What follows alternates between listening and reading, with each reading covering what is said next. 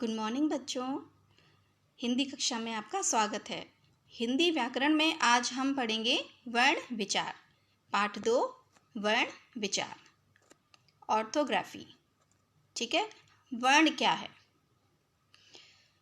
जब हम कुछ बोलते हैं तो हमारे मुंह से कुछ ध्वनियाँ निकलती हैं और उन ध्वनियों को प्रकट करने के लिए कुछ चिन्हों को निश्चित किया जाता है। ठीक है, प्रत्येक ध्वनि के लिए अलग अलग चिन्ह होता है। इन चिन्हों को ही वर्ण या अक्षर कहा जाता है। तो इसके खंड नहीं किए जाते। वर्ण जो है, वर्ण के खंड नहीं किए जाते।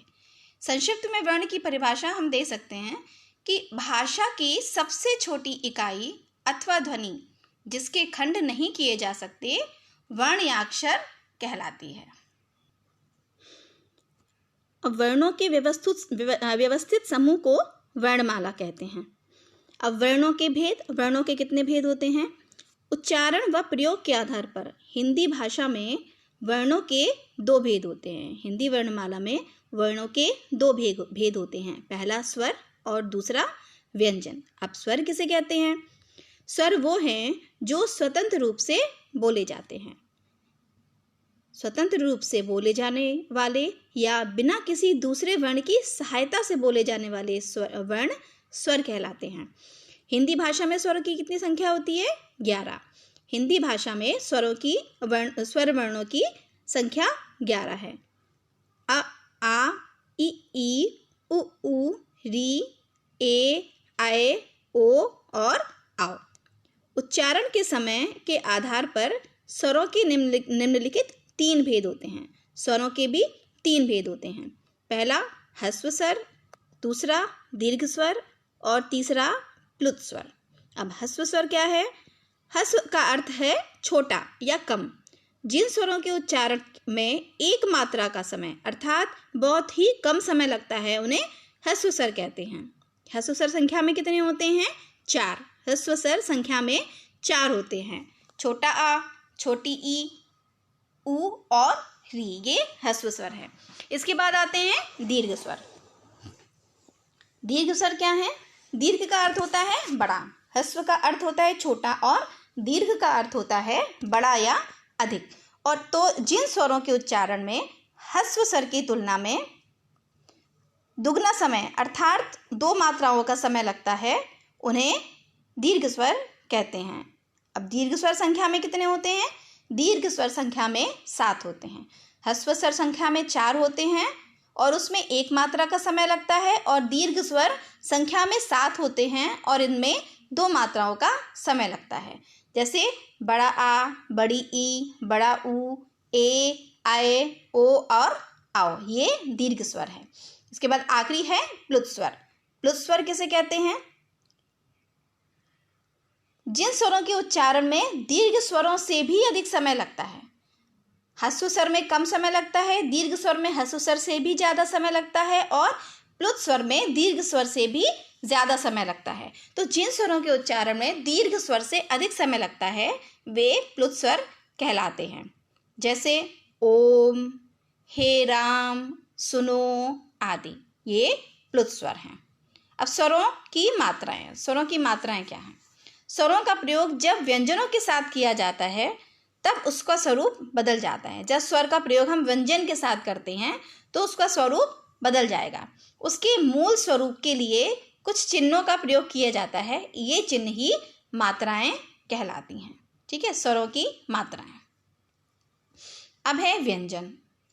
व्यंजन किसे कहते हैं? अभी हमने स्वर पढ़ा था, अब हम पढ़ेंगे व्यंजन। स्वर के 3 भेद होते हैं और व्यंजन के भी 3 भेद होते हैं। अब व्यंजन किसे कहते हैं? जिन वर्णों के उच्चारण में स्वरों की सहायता ली जाती है। व्यंजन बिना स्वर के सहायता के नहीं बोले जाते। तो जिन वर्णों के उच्चारण में स्वरों की सहायता ली जाती है उन्हें व्यंजन कहते हैं। इसके उच्चारण के में मुख से निकलने वाली वायु में रुकावट आती है। हिंदी में व्यंजनों की संख्या है 35। ठीक है, हिंदी में व्यंजनों की संख्या 35 है और संयुक्त व्यंजनों को मिलाकर ये 39 हो जाती है। उच्चारण की दृष्टि से व्यंजन के निम्नलिखित 3 भेद होते हैं। पहला स्पर्श व्यंजन, दूसरा अंतस्थ व्यंजन और तीसरा ऊष्म व्यंजन। स्पर्श व्यंजन, अंतस्थ व्यंजन और ऊष्म व्यंजन। अब स्पर्श व्यंजन क्या है? जिन व्यंजनों के उच्चारण करते समय जीभ मुख के अलग अलग स्थानों को स्पर्श करती है। स्पर्श जैसे कि नाम से ही स्पष्ट है, जिन व्यंजनों के उच्चारण करते समय जीभ मुख के अलग अलग स्थानों को स्पर्श करती है वे स्पर्श व्यंजन कहलाते हैं। इनकी संख्या होती है 25 और इन्हें 5 वर्गों में बांटा जाता है। ये 5 वर्ग है: का वर्ग, चा वर्ग, टा वर्ग, ता वर्ग और पा वर्ग। का वर्ग में आते हैं का, ख, ग, घ, ड़ा। चा में चा, छा, जा, झा, णा। टा में ट, ठ, ड, ढ, ड़ा। ता में त, थ, द, ध, ना और पा में पा, फ, बा, भा, मा। ये 5 वर्ग में विभाजित किया जाता है। अब आता है अंतस्थ व्यंजन। अंतस्थ व्यंजन किसे कहते हैं? इसके उच्चारण में वायु का अवरोध बहुत कम समय के लिए होता है अंतस्थ व्यंजन में।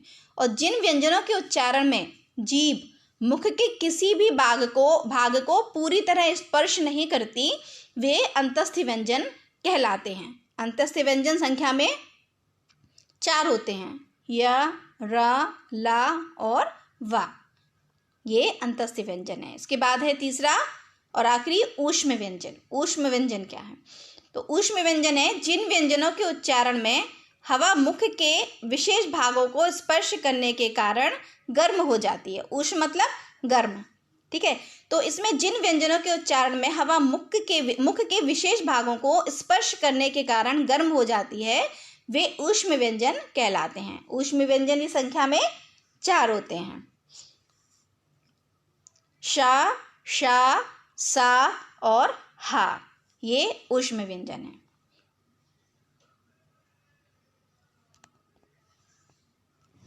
अब व्यंजन के कुछ अन्य भेद भी होते हैं जिसमें है संयुक्त व्यंजन और द्वित्व व्यंजन।